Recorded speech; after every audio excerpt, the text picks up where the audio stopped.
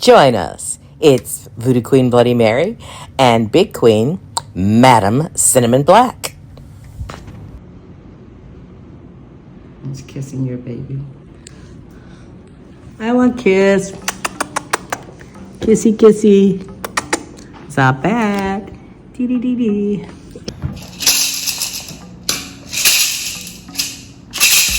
Is the snake okay? I had She's over there. some libations for the spirits. Did you? I have flowers. I have offerings. I have a candle to light the way for the spirits so they can find their way to us tonight. We have a snake in the background, and we have old friends who are still friends. Yes. That are living friends, but will be friends even after the end. Yes. When we're dead and gone, we won't be gone that far. For the spirits. It has definitely been a rough few years in the living world. And I'm sorry. I know you had more than your share of friends pass on in the last 5 years. The last 5 days. Oh my God, more? More. Oh. I was thinking COVID and such. I didn't know it was still going on. Those two friends gone and friends that are still with us, may they be released from whatever pains they had. True that. And dance on. It's a lot of the culture that's done, you know. Well, that's one of my big things. This series of books I'm writing, I want to keep some of it alive because the new people that come here, a lot of them do, but most of them don't really care. The younger generation, I guess that's always the case, you know. I don't know if they care enough to keep some of those little things alive, but it's important. It's what keeps the spirit of place, the soul alive. Not the people, but the beliefs and the memories, and whether it's somebody doesn't get why I have a haunted museum, well, go saw the history, the culture, their beliefs. Voodoo's part of our culture. Our music is hugely part of our culture. Food, part of our culture. I mean, everybody eats, yeah. But this was a spell, congreve. Black-eyed peas, field peas, and rice that you put a little sugar in to sweeten up as part of it. And, you know, we're going to do some spell stuff with it after. We got to roll it up, put little notes in it, give it to the river. You know, this is good. I like them mushy. And I'm trying to be good, so I added a little bit of vegan sausage just to make us a little bit better. This tastes really good. I really like this. We're going to feed it to the river, write some notes in it, roll it up, throw it on out. I'll show that after. We better eat and not be too messy now. My grandma, my great-grandma, and my great-great-grandma lived right across the street, historically. Yes. And great-great knew Marie. Yes. Now, we're not fictive relatives. We were not bloodline relatives. One direct line that's left of Marie Laveau. And those people, as of last year, did not want their names. No, they're not, you know. They're not wanting to be a part of the public. They're not against terrible. One of them is. One's very born again and one of them isn't. Mm-hmm. But they're not, you know, into that. But then there's other people, I know at least two people who were saying that they're direct relatives when they're not, because the Glapion line did not produce any male heirs. Did not produce anyone that's a descendant. However, Glapion had a lot of brothers who had a lot of children. Exactly. And so in that way, they could be related to marriage. So there's the Glapion. Somebody running for office, or somebody that ran for office, or somebody in office. Yes. I saw this article that popped out of nowhere just like the other day, and it was like, oh, you know, you have to vote for us because we could put a spell on you. What it really said was you got to be careful with us because we could put a spell on you. Kinship is always confusing on who's what, when, where, but it's not necessarily a descendancy. I was just like, that's an interesting campaign But I hadn't heard them come out and say that we're directly related to Marie Laveau. Descendants. Well, they're not descendants, but they can be laterally or collateral and or I think it's a finial. A finial is when you're related through marriage, but they're not bloodline. Exactly. But it's funny. But there's a lot of Glapions because he had a lot of brothers. But I'm not related to my sister-in-law's brother. You can't, but you're in the family, I guess. You're a family member. Yeah, sort of, yeah. And sometimes you get along with the in-laws, sometimes they don't pay attention to you at all. It just depends. But yeah, they could still put a spell on you. Now there's this talk about someone coming out of the woodwork who was a long lost granddaughter of Marie Laveau, and this kind of fake diary that they say that's going around. Have you heard that one in recent times? No, I hadn't, but I've heard so many stories. I know. That's what I'm just saying. Which some of them are just new coming in. It's like, no, that was never said. It was never a thing. So somebody. How did they go?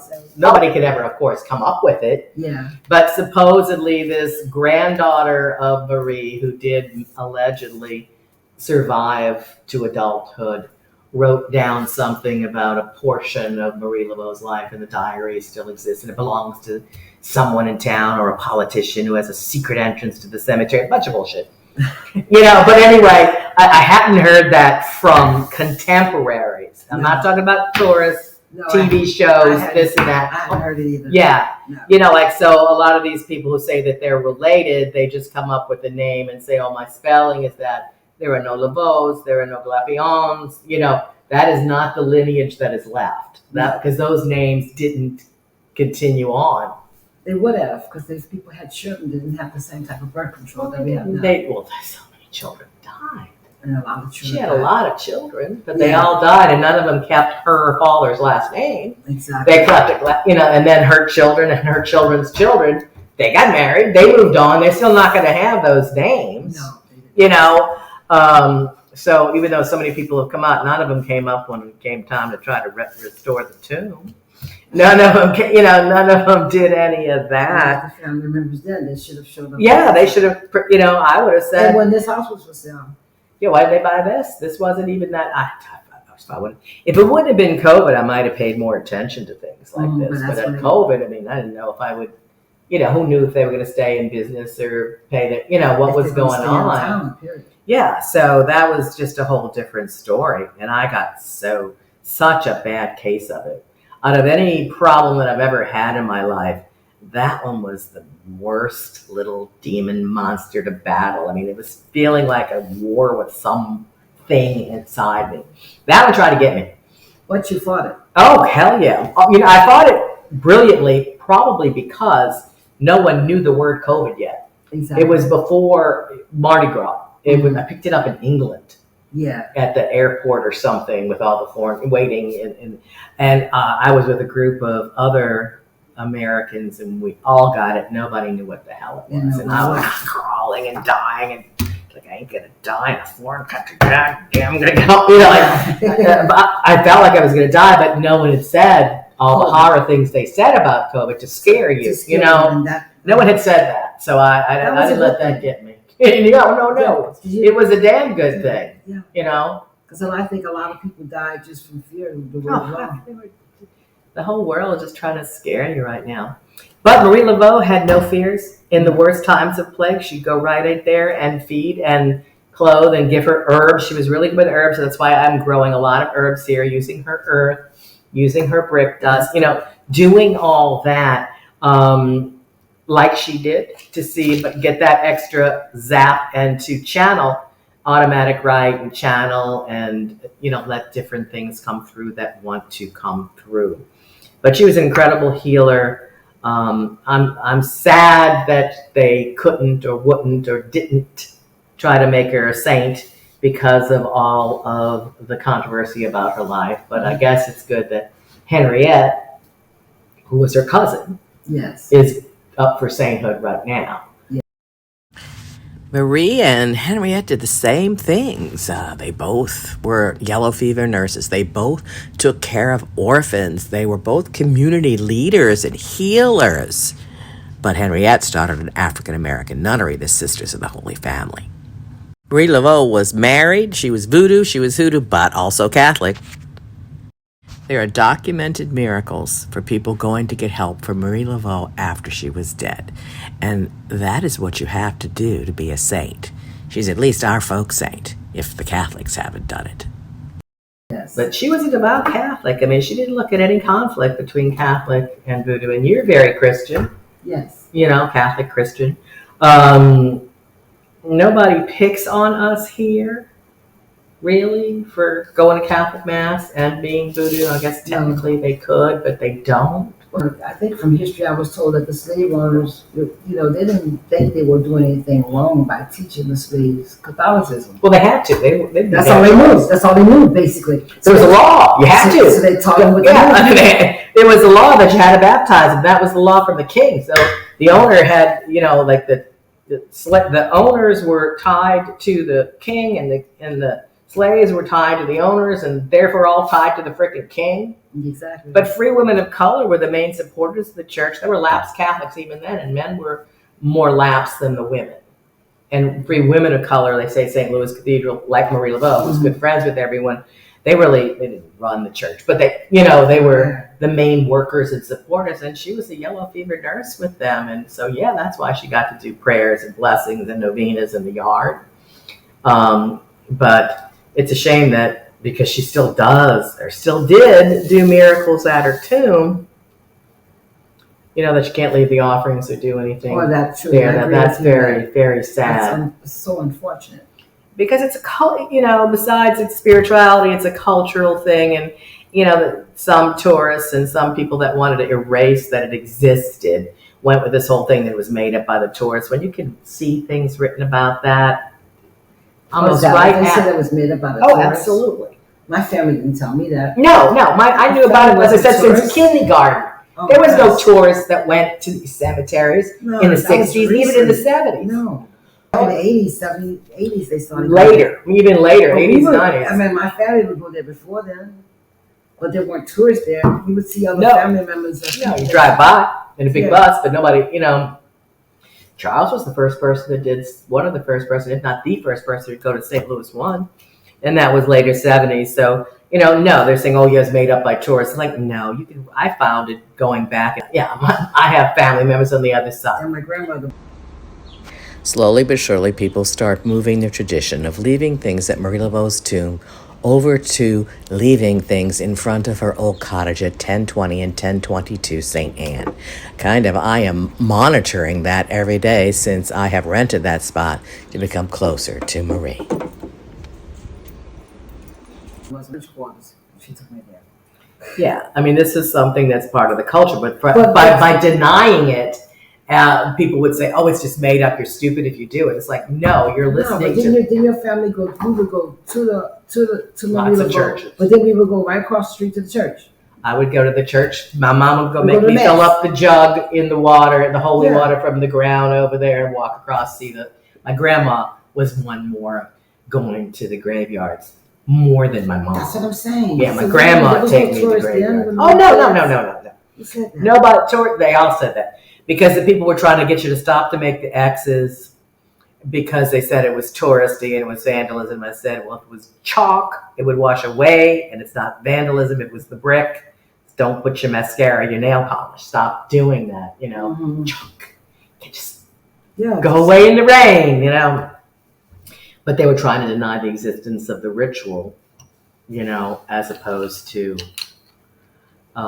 just trying to teach people to do it right. Speaking about, that's the funniest thing. That's the funniest thing about Marie Laveau. What? That is another funny thing about Marie Laveau. That's just so crazy. What? Which part? The part about the tourists. Yeah. I mean, no, that would make me mad. I was one of the few advocates left saying, no, this is real. It's not made up. I'm not going to follow this. They said, that and everything's made up. And, no. So no, it's very real. You think that was crazy about someone painting her grave paint? Well, I don't think they meant any harm. In fact, I was thinking of it like, you know what I really say about that? What's that? Now, in retrospect, I said a little different before. She wore the first pink hat. She did? Like the pink, the women's rights. Yes, she did. She wore pink. Me Too. She wrote that was right before the whole Me Too thing started. Mm-hmm. That everybody had to wear the pink hats. It was right at the beginning of women trying to take their power back and not letting men just take what they wanted from them. And that's what she was about. It was like, oh, why would you talk to a white woman? I said, she was talking to all women. Because all women were abused in different ways. And they all had something together that they could share. And one was just being pushed around by guys. No offense, guys. That's why New Orleans voodoo was the most matriarchal. I mean, she was really into women's rights. So I think she could wear a pink hat proudly. Now, it wasn't my favorite shade of pink, and whatever. But what I actually thought, what I said was like somebody was doing it for breast awareness, breast cancer. Yes, that's what I heard. But I never heard anybody else say that. But that's what I felt, because it wasn't like, here, I'm throwing pink paint up there. It was nicely done. Yeah, it was, Nicely edged. Done. It took time. Yeah, it was nicely done. It was a little bit too Pepto-Bismol, but that's my personal opinion, True. But there were other colors that were around there, and the person was probably just trying to beautify it. So I think they made a big deal out of nothing for that, like, oh, was the tourists coming in trying to take over? It's like, no, that was done intentionally. It was too pretty. In good honor. Yeah. I mean, I'm sure whoever it is now cringing over the problems that you think somebody... See, but people keep claiming that I'm the one who did this and I'm the one who did that. I do not think it had anything to do with anything bad. But the whole male hierarchy, the good old boys in the church, they didn't like it. But they also didn't like other people saying, well, I don't like the way that you fixed it, because they sprayed it off pretty quick and pretty decent. But then that wasn't good enough for someone else. And it changed the whole outlook of how people go see Marie Laveau's. It did. That was step one. I mean, there was already step one before that they were threatening, but that was like the final straw. Yes. But it wasn't even the painting of the pink, but it was the way that some of the public restorationists came in and said, we don't like what the Catholics did. We could do it better. And, they started using it as a publicity. Yeah. They used it as a publicity thing, which pissed off the Catholic Church. And they said, look, what we did was fine. We just closed the place down. That was their idea then. Of course, now they run it themselves. They wrote their own script. They have one place executing, and people can't go in there anymore. And that's extremely sad. Marie Laveau, by the way, is not happy about that. She was the number one visited tomb in the country to now much lesser, and no offerings. No one can get close. You can, I think, stand a few feet from it and take a picture. But, it's you still can reach out and touch him. Yeah, well, you're not supposed to touch her there. Spiritually. Reach out and touch. But we can touch her here, and people start leaving offerings here. They got to leave more than just hair ties, though. She was only a hairdresser for a short period of time. People focus on that so much, and I mean, there's nothing wrong with being a hairdresser, but she did so many other things to remember her by. We've all done many odd jobs when we were young. She was some kind of seamstress. She worked with her dad at a liquor store that he owned. She was a hairdresser. But they all that's where she got her power from, only from hearing people while they were doing the hair. I don't believe that. No. She was very psychic. She was very intuitive. She was a great gifted healer. You don't get all that from doing somebody's hair. You might get to know people. They say she was a drug dealer. Oh, now who said that one? They say that she would. I have never heard that. Oh, what kind of drugs would go on? She had some morphine? No, not morphine. Opium? No, your kids wouldn't go to sleep. You go to her and you tell her that this not working. I just can't get it done, and she would give you a bag of grass and take it home. That wasn't even a thing. Oh, come on, Mary, it was chamomile. You're the one that needs the bag of grass all the time. You're just wishfully implanting that on top. She would give them chamomile and tell them to mix with water. And that would make them she would not, but she would have. She would and probably did use. What do you got? Datura. Devil's trumpet, angel's trumpet. Now that's some serious tea. But that wasn't like a. She was definitely not a drug dealer. But you put that under your pillow, you get prophetic dreams, you smoke it right, and that would be the certain level. I mean, that's still used by many Native American Indians. You got to know what you're doing. And I grow them here. But the trumpets, the different... Magically known as Jimson weed or zombie cucumber. But yeah, no, I never heard it ever say that she was a drug dealer, but that's a funny way of saying it. That's what the long lines were for? Yeah. They weren't for her healings, they were because she put Well, maybe she had a good aphrodisiac, you know? Well, Maybe she had a good, love that potion, was the you bag, know? that was the bag of garlic she would give out. Why is that an aphrodisiac? Well, not aphrodisiac, but it would bring down blood pressure. Oh, yeah. Okay. Well, yeah, no, she knew her herbal, her tisanes, her teas, Yes, or this and that. and she probably had a good aphrodisiac. Mhm. You know, why not? That's part of what people do. We can't really, well, you're not supposed to, make things that people drink or eat now if you're not, covered by the Spirit, yeah. no, not the spirit, by the FDA. Yeah, that spirit. You just make the potions that you put on, not the potions that you drink and eat. But in her day, it wasn't that much washed over. It started to be towards the end.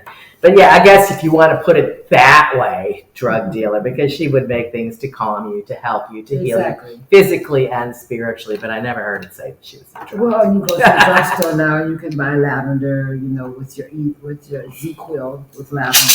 Yeah. Or you can buy your different tinctures to put on your neck and stuff to relax you. Oh yeah, she would make it all by hand. Potions that help you with spiritual stuff as well as physical stuff. Yeah, she was a healer. I really like she was a that traiteur. I love that. A traiteur, which meant to treat. That's how they called it. So potions, powders, all the different things. And tisanes, which is like a tea, that you would boil it down, that you would drink, and the things that you put on you to draw out problems. So no, just a healer every way, shape, or form.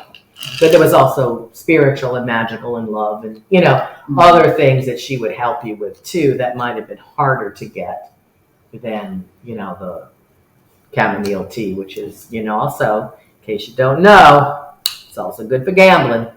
Oh, yeah? So chamomile's for that. You could drink it, you could rub it, you could carry it, you could put it in your pocket. Chamomile is a money herb and a drawing herb specifically for gambling. So you carry it, you wear it, you drink some before you go in, you spray it on you. It's an attraction thing for money. It's also good for calming, but different spirits and different things can do more things than one. So she knew the secrets. But yeah, I was just gonna dish a little dirt with you because we all hear different things over the years. She thinks she's a drug dealer. I thought she made some zombies for the northerners. They call these herbs drugs now. I know. Call them herbs. She's traiteur. Yeah. Before there were pharmacies, she was around, and then they would make stuff for the pharmacies here so they could get stuff through the people. But in her day, they come direct to her. And she did talk direct to the spirits, She was absolutely a healer. And she was a spiritual worker and political. I mean, I know she worked in women's reform. She worked in prison reform. If she believed in their innocence, she would pull them out. And I'm sure she tried to help with whatever she could before, during, and after the Civil War. Are you talking about the pepper story? I don't know that. Pepper? Yeah, she put peppers under her mouth. Oh, I hate that story. You hate that story? I love the story, but there's one person that wrote something wrong about it, and everybody thinks that that's what it is. So, that one woman that wrote that, you put the peppers in your mouth and it's so hot that she gave this great sacrifice so something will go. I was like, hell no, that's not what it was about. It's a peppercorn, little peppercorn. That's what you use for court cases. Little tiny, teeny peppercorns, not big old scary peppers under your tongue to make it hot. It's guinea peppers. Wasn't a big raw pepper. It was like a peppercorn out of a pepper mill, and then you could just do your work with it. So that's the magic of that, which, by the way, I used to win every court case for first people with using them the way she did. And I have put them under my tongue and gone to get communion and infuse them that way too.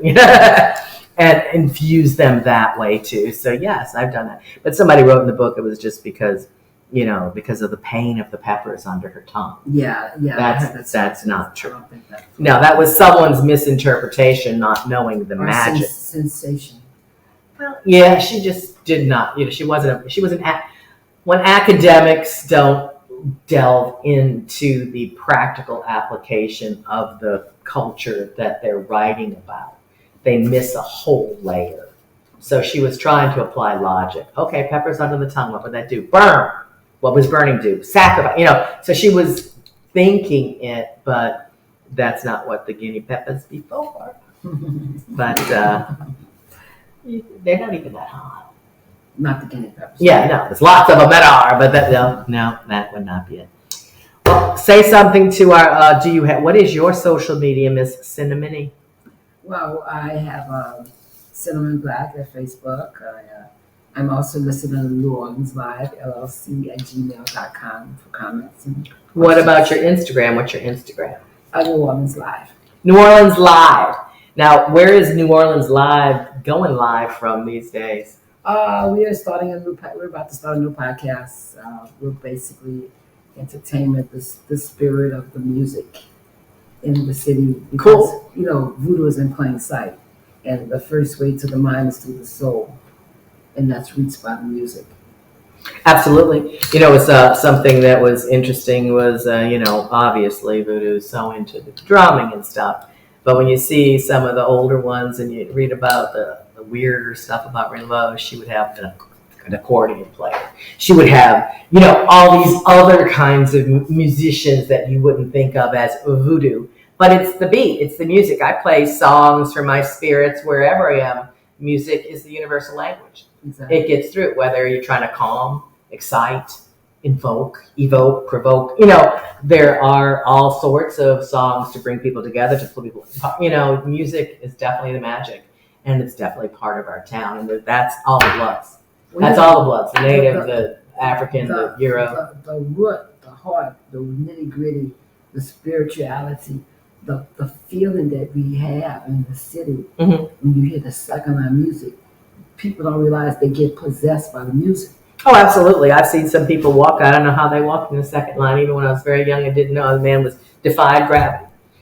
His back was bent in a way that you shouldn't be able to bend your back. Right. And he was walking like a table and dancing. And I was like, that man, he's taken.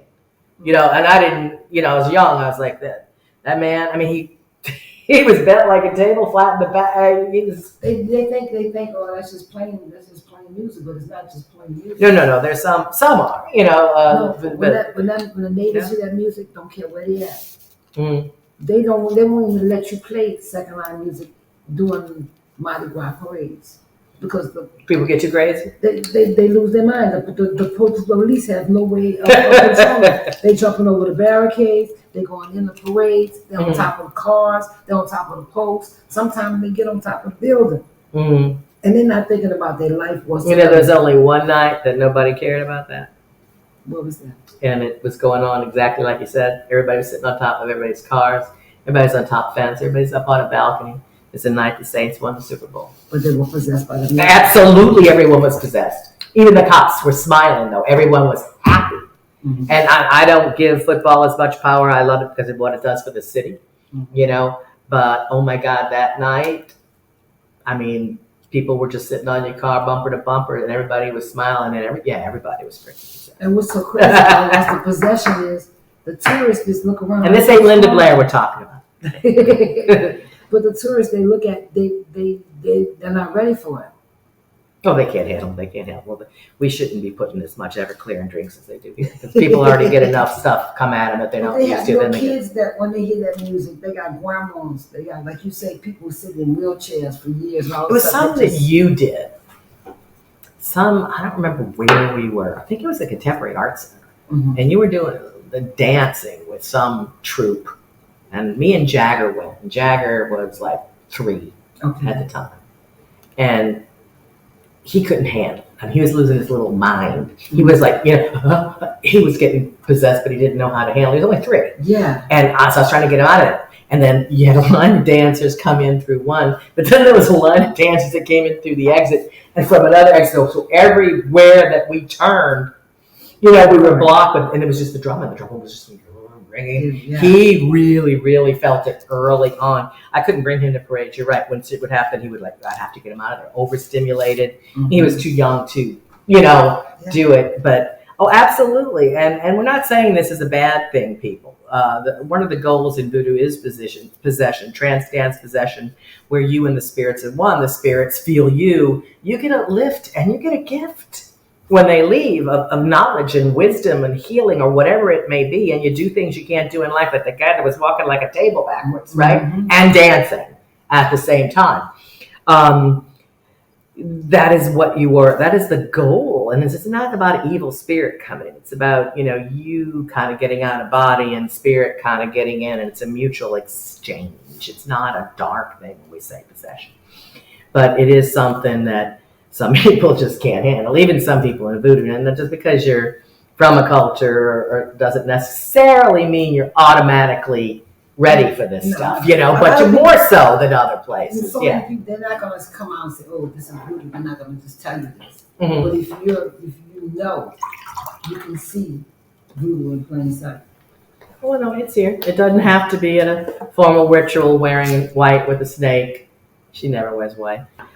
New Orleans people never wore white. That was a Haitian thing. That was not a thing here. We were red, black, and white, and many other colors. So that that New Orleans voodoo is different because New Orleans is different. New Orleans is not. It's not Haiti. New Orleans is in Cuba. There's some things that were shared and people that came here. Right. New Orleans is New Orleans. So come and visit, and we both hope that the spirit of Marie Laveau leads us to the places that we should go. And she's going to bring out our friend. Give me her. I will take her. I have to get her permission. Okay, then Marie, come behave, young girl. I'm going to sit you right here. You got your baby, and I'm going to get This is not my Marie Laveau doll, but this is a doll named Marie as well. And music got it. Zabet. How old is Zabet? Zabet she's 9 years old. No, she just recently shed, huh? Yes. She is so shiny. You can tell her. Yes. What kind of snake is she? She is a West African python. She's a West African python. Did you catch something? I don't know. Is that to you? That's fruit in it. It's for you. So, want to hear that?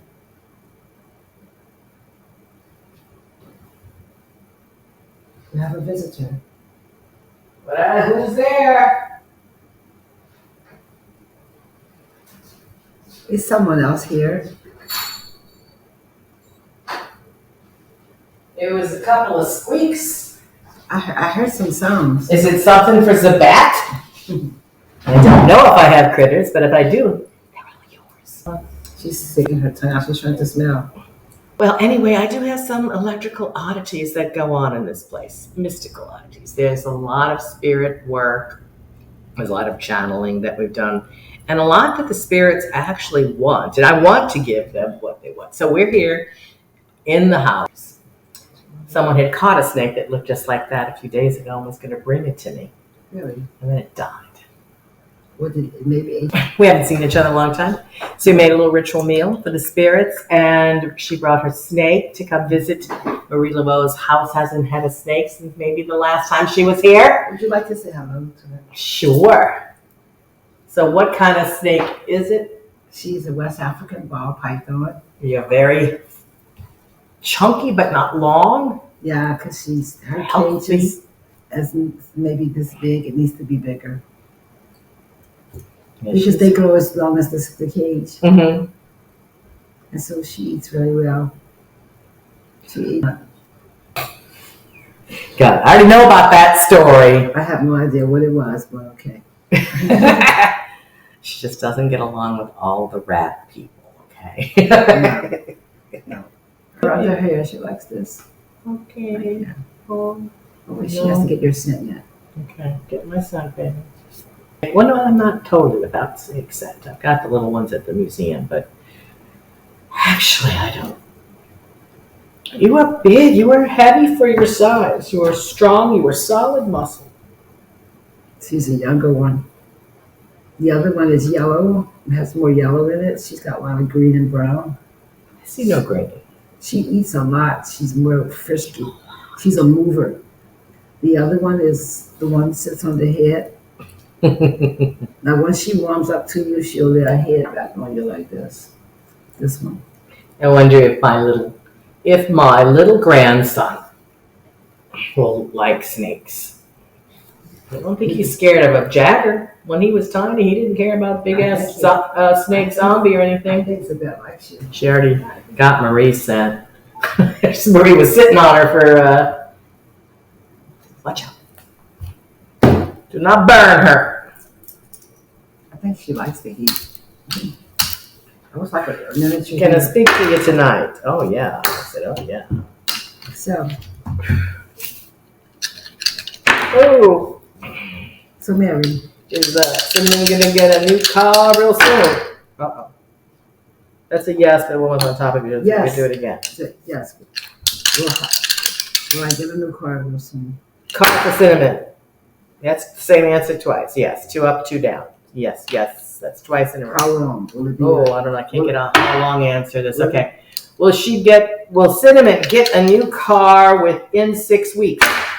Absolutely, yes. And with the blessing from God, all 4 up. Great. Go for it. Can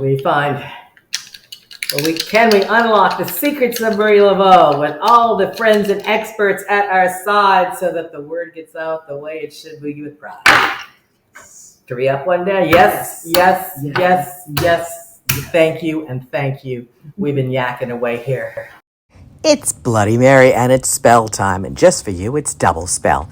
You get a flying novena plus a bonus reel on how to feed the water spirits. Hint, make sure you have some eggs handy. So I'm going to do the spell now. A little bit of the congri that we made for dinner that we gave to spirits first. As a gift, we're going to roll them up in a tortilla. Why? Because if we use glass, it could hurt somebody. We're trying to be politically correct. So you could put it in a banana leaf. You could put it in a corn husk. But I'm going to roll these beans all together with a little note that I wrote my needs, my wishes. And I'm going to roll it in a tortilla. And I'm going to stick money, if I can, into the tortilla to hold it together. And that is how I'm going to throw this into the middle of the river. It has the beans, it has the rice, it has the money, it has the note, and it has an environmentally friendly, biodegradable flour tortilla. As I go to the river, throw it in the middle. That's a flying novena. And that's what we're going to do later tonight. See ya.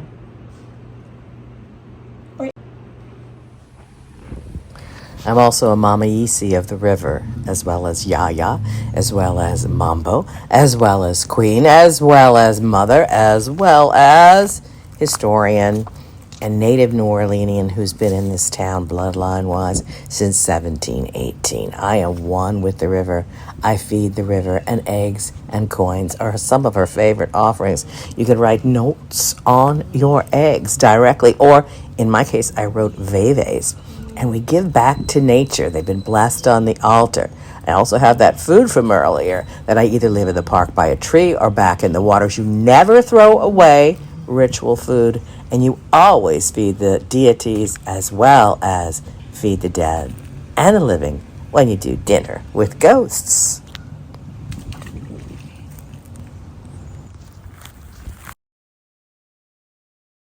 Only in New Orleans. You know you're from New Orleans when your house is filled with Mardi Gras beads. It's not just because we were a house float this year, but we were. But maybe the fairies filled the walls. Maybe it's a New Orleans version of insulation. While trying to cut a hole in the wall for a new outlet, my husband found treasure. Maybe not the kind we wanted, but lots and lots and lots of bling sped up 4 times for you. Kept pulling, and there were pictures and toys and Yu-Gi-Oh cards and beads and more beads in this fresh hole. Oh my God, it keeps on coming.